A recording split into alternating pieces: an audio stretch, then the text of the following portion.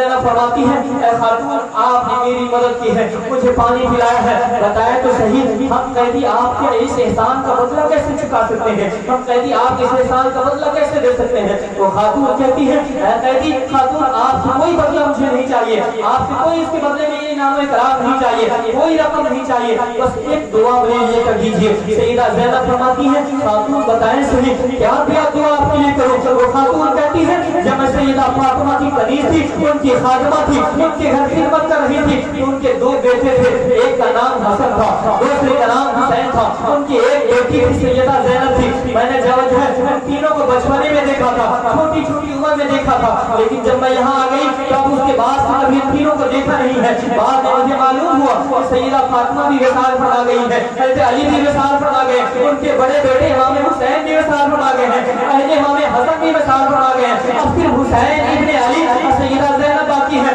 اے مقدس چھٹی خاتون آپ میرے لیے دعا فرما دیجیے کہ اللہ مرنے سے پہلے حسین کا دیدار کرا دے, اللہ مرنے سے پہلے زینب کا دیدار کرا دے. اتنا کہنا تھا. سیدہ زینب پھوٹ پھوٹ کر رونے لگتی ہے, عرض کرتی ہے اے خاتون اللہ نے آپ کی دعا قبول کر لیا. یہ جو کہتی خاتون بیٹھی ہے یہ کوئی عام نہیں, یہی سیدہ فاطمہ کی بیٹی زینب ہے جس کا سب نے ذکر ہے, وہ کوئی عام نہیں, وہی فاطمہ کا بیٹا حسین, وہی فاطمہ کا بیٹا حسین ہے. تیری دعا قبول ہو گئی ہے, تم یہ لو حسین کا بھی دیدار. یہ کیا منظر ہے, میں تو یہ سمجھ رہی تھی کہ وہ کسی اور کو جو ہے لوگوں نے جو بغاوت کی ہے اس کا سر قلم کیا گیا ہے اور اس کے خاندان کے لوگوں کو قیدی بنایا گیا ہے. مجھے اس کا علم نہیں تھا. یہ رسول اللہ کے خاندان کی مقدس عورتیں ہیں, یہ رسول اللہ کے نواسے ہیں جن کا سر قلم کیا گیا ہے. اللہ اکبر. اسی عالم میں اس فیصلے جو ہے لشکر کو پھر سے وہاں سے روانہ ہونے کا حکم دیا جاتا ہے. یزید کے دربار میں یہ سارا قافلہ پہنچتا ہے. جب یزید کے دربار میں پہنچتا ہے, یزید کے سامنے